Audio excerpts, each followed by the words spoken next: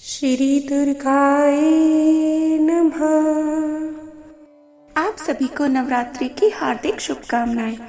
नवरात्रि में दुर्गा पूजा के अवसर पर दुर्गा देवी के 9 रूपों की पूजा उपासना बहुत ही विधि विधान से की जाती है। कथा आरंभ करने से पहले और सभी देवी की भी कथाएं सुनने के लिए कृपया हमारे चैनल को सब्सक्राइब कीजिएगा। यदि आपको हमारा प्रस्तुतिकरण पसंद आया हो तो हमारे चैनल को अपने बंधु बांधवों के साथ भी शेयर कीजिएगा व एक लाइक अवश्य कीजिएगा और देवी माँ के सम्मान में जरूर से जरूर लिख कर जाइएगा। जय माता दी। ओम श्री दुर्गाय नमः। श्री दुर्गा सप्तशती 12वां अध्याय देवी चरित्रों के पाठ का महात्म्य। ध्यान। मैं 3 नेत्रों वाली देवी दुर्गा का ध्यान करती हूँ। उनके श्री अंगों की प्रभा बिजली के समान है। वे सिंह के कंधे पर बैठी हुई भयंकर प्रतीत होती हैं। हाथों में तलवार और ढाल लिए अनेक कन्याएं उनकी सेवा में खड़ी हैं। वे अपने हाथों में चक्र, गदा, तलवार, ढाल, बाण, धनुष, पाश और तर्जनी मुद्रा धारण किए हुए हैं। उनका स्वरूप अग्निमय है तथा वे माथे पर चंद्रमा का मुकुट धारण करती हैं। देवी बोली, देवताओं, जो एकाग्रचित होकर प्रतिदिन इन स्तुतियों से मेरा स्तवन करेगा, उसकी सारी बाधा मैं निश्चय ही दूर कर दूंगी।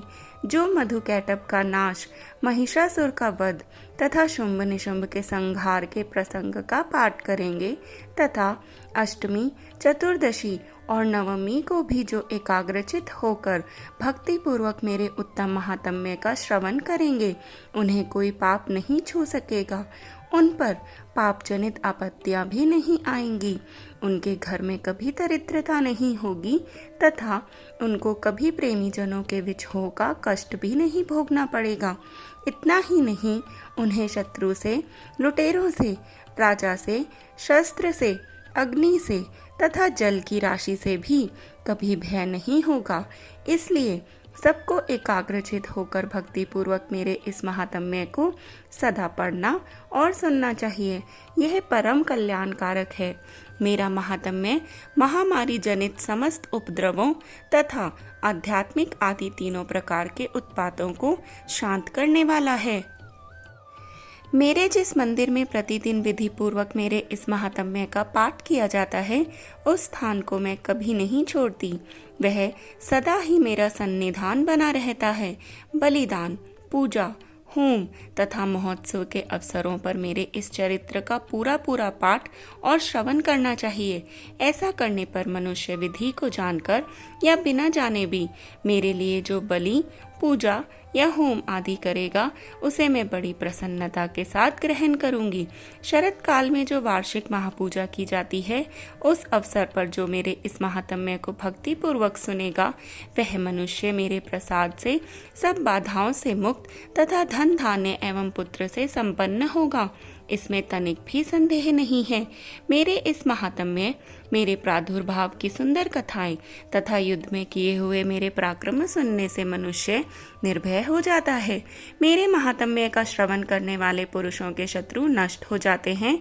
उन्हें कल्याण की प्राप्ति होती है तथा उनका कुल आनंदित रहता है। सर्वत्र शांति कर्म में बुरे स्वप्न दिखाई देने पर तथा ग्रह जनित भयंकर पीड़ा उपस्थित होने पर मेरा महात्म्य श्रवण करना चाहिए।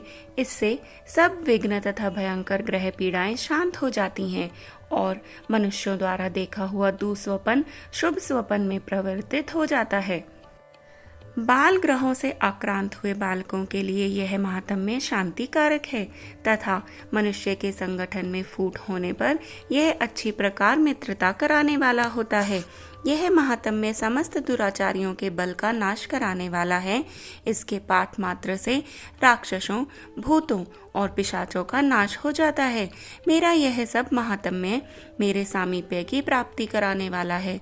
सम्यक प्रकार के पुष्प, अर्घ्य, धूप, दीप, गंध आदि उत्तम सामग्रियों द्वारा पूजन करने से, ब्राह्मणों को भोजन कराने से, होम करने से, प्रतिदिन अभिषेक करने से, नाना प्रकार के अन्य भोगों का अर्पण करने से तथा दान आदि से 1 वर्ष तक जो मेरी आराधना की जाती है और उससे मुझे जितनी प्रसन्नता होती है उतनी प्रसन्नता मेरे उस उत्तम चरित्र का एक बार श्रवण करने मात्र से हो जाती है। यह महात्म्य श्रवण करने पर पापों को हर लेता और आरोग्य प्रदान करता है। मेरे प्रादुर्भाव का कीर्तन समस्त भूतों से रक्षा करता है तथा मेरा युद्ध विषयक चरित्र दुष्ट दैत्यों का संहार करने वाला है। इसके श्रवण करने पर मनुष्यों को शत्रु का भय नहीं रहता। देवताओं, तुमने और ब्रह्म ऋषियों ने जो मेरी स्तुतियां की हैं तथा ब्रह्मा जी ने जो स्तुतियां की हैं वे सभी कल्याणमयी बुद्धि प्रदान करती हैं। वन में, सोने मार्ग में अथवा दावानल से घिर जाने पर, निर्जन स्थान में, लुटेरों के दाव में पड़ जाने पर या शत्रुओं से पकड़े जाने पर अथवा जंगल में सिंह, व्याघ्र या जंगली हाथियों के पीछा करने पर, कुपित राजा के आदेश से वध या बंधन के स्थान में ले जाए जाने पर अथवा महासागर में नाव पर बैठने के बाद, भारी तूफान से नाव के डगमग होने पर और अत्यंत भयंकर युद्ध में शस्त्रों का प्रहार होने पर अथवा वेदना से पीड़ित होने पर, किम बहुना सभी भयानक बाधाओं के उपस्थित होने पर जो मेरे इस चरित्र का स्मरण करता है वह मनुष्य संकट से मुक्त हो जाता है। मेरे प्रभाव से सिंह आदि हिंसक जंतु नष्ट हो जाते हैं तथा लुटेरे और शत्रु भी मेरे चरित्र का स्मरण करने वाले पुरुष से दूर भाग जाते हैं। ऋषि कहते हैं, ऐसा कहकर प्रचंड पराक्रम वाली भगवती चंडिका सब देवताओं के देखते देखते वहीं अंतर्ध्यान हो गई। फिर समस्त देवता भी शत्रुओं के मारे जाने से निर्भय होकर पहले की ही भांति यज्ञ भाग का उपयोग करते हुए अपने अपने अधिकार का पालन करने लगे। संसार का विध्वंस करने वाले महाभयंकर अतुल पराक्रमी देव शत्रु शुंभ तथा निशुंभ के युद्ध में देवी द्वारा माने जाने पर शेष दैत्य पाताल लोक में चले गए।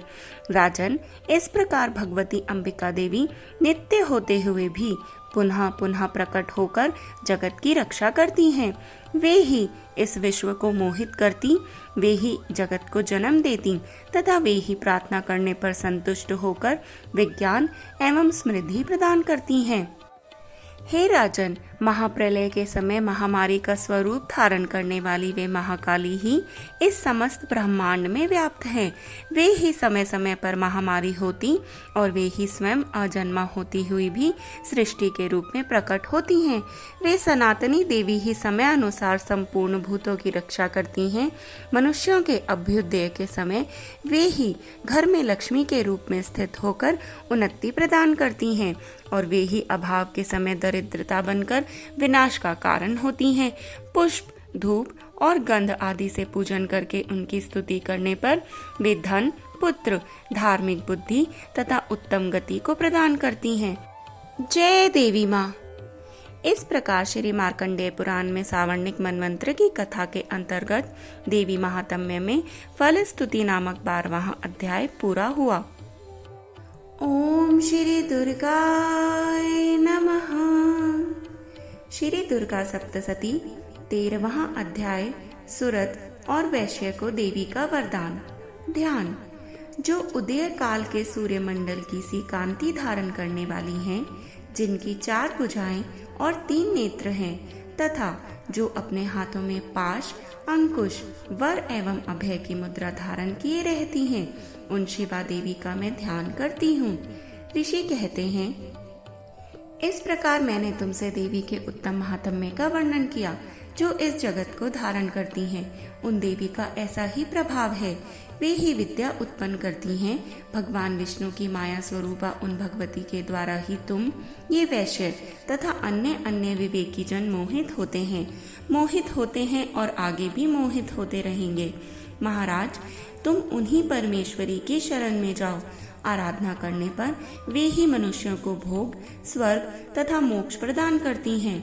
मार्कंडेय जी कहते हैं, कौष्टुकी जी, मेधा मुनि के ये वचन सुनकर राजा सुरथ ने उत्तम व्रत का पालन करने वाले उन महाभाग महर्षि को प्रणाम किया।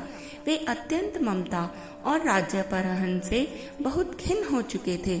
महामुने, इसलिए विरक्त होकर वे राजा तथा वैश्य तत्काल तपस्या को चले गए और वे जगदम्बा के दर्शन के लिए नदी के तट पर रहकर तपस्या करने लगे। वह वैश्य उत्तम देवी सूक्त का जप करते हुए तपस्या में प्रवृत्त हुए। वे दोनों नदी के तट पर देवी की मिट्टी की मूर्ति बनाकर पुष्प, धूप और हवन इत्यादि के द्वारा उनकी आराधना करने लगे। उन्होंने पहले तो आहार को धीरे धीरे कम किया, फिर बिल्कुल निराहार रहकर देवी में ही मन लगाए एकाग्रता पूर्वक उनका चिंतन आरंभ किया। वे दोनों अपने शरीर के रक्त से प्रकोशित बलि देते हुए लगातार 3 वर्ष तक संयम पूर्वक आराधना करते रहे। इस पर प्रसन्न होकर जगत को धारण करने वाली चंडिका देवी ने प्रत्यक्ष दर्शन देकर कहा। देवी बोली, राजन तथा अपने कुल को आनंदित करने वाले वैश्य, तुम लोग जिस वस्तु की अभिलाषा रखते हो वह मुझसे मांगो, मैं संतुष्ट हूँ, अतः तुम्हें वह सब कुछ दूंगी। मार्कंडेय जी कहते हैं, तब राजा ने दूसरे जन्म में नष्ट न होने वाला राज्य मांगा तथा इस जन्म में भी शत्रुओं की सेनाओं को बलपूर्वक नष्ट करके पुनः अपना राज्य प्राप्त कर लेने का वरदान मांग लिया। उस वैश्य का चित्त संसार की ओर से खिन्न एवं विरक्त हो चुका था और वे बड़े बुद्धिमान थे, अतः उस समय उन्होंने तो ममता और अहंता रूप आसक्ति का नाश करने वाला ज्ञान मांगा। देवी बोली, राजन, तुम थोड़े ही दिनों में शत्रुओं को मारकर अपना राज्य प्राप्त कर लोगे। अब वहाँ तुम्हारा राज्य स्थिर रहेगा। फिर मृत्यु के पश्चात तुम भगवान विवस्वान अर्थात सूर्य के अंश से जन्म लेकर इस पृथ्वी पर सावर्णिक मनु के नाम से विख्यात होगे। वैश्यवर्य, तुमने भी जिस वर को मुझसे प्राप्त करने की इच्छा की है उसे देती हूँ। तुम्हें मोक्ष के लिए ज्ञान प्राप्त होगा। मार्कंडेय जी कहते हैं, इस प्रकार उन दोनों को मनोवांछित वरदान देकर तथा उनके द्वारा भक्ति पूर्वक अपनी स्तुति सुनकर देवी अंबिका तत्काल अंतर्ध्यान हो गई।